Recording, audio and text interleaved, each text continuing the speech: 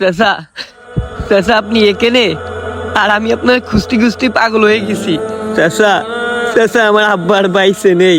হ্যাঁ শুনলাম তো। চাচা আমার বাপটার লাশটা দাফন করার জন্য একটু জায়গা দেবেন? না না, ও হবে না। আর আমার আরো 2 ভাই আছে না, আর কবরস্থান তো আমার একার না, আমাদের পারিবারিক কবরস্থান। তুই অন্য জায়গায় দেখ। একটু দাফন করার জন্য জায়গা দেন।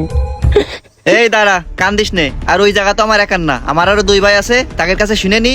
তারা যদি ডিসিশন দেই তাহলে আমি তো জানাবানে। চাচা আপনার ভাইরা কিছু না আমি জানি, আপনি বড় ভাই, আপনি চালি পারবেন, একটু চেষ্টা করে দেন। আরে দিতি গলি তো দেয়া যায় না, আরে তো জাতা জিনিস না, এ হলো পারিবারিক ব্যাপার স্যাপার, এর ভিতর বাইরের লোক ঢুকানো যাবে না। তাই এখানে ফ্যান কেন দিয়ে লাভ নেই। আরে স্যামরা, আমাদের পরিবারের সবার কবর ওখানে দিয়া, বাইরের লোক কি হুট করে দিয়া যায়? তারপরেও দাঁড়া, শুনে দেখতেছি।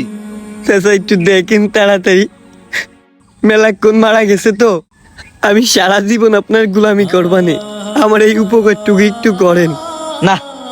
এ আসিফ, এই রাসেল, এই কই তুরা? এই চলো সামনে যাই দেখি।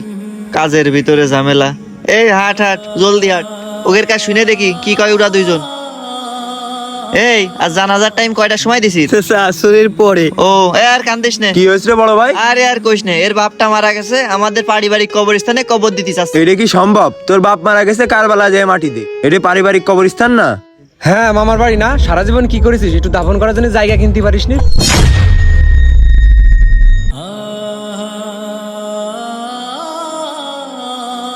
ও কাকা, টাকা পয়সা ভাবে ছিল না, কিনতে পারিনি, এক জায়গায় কেনার চেষ্টা করতেছি, অল্প কিছু টাকা শর্ট আছে, এখন তো সম্ভব না।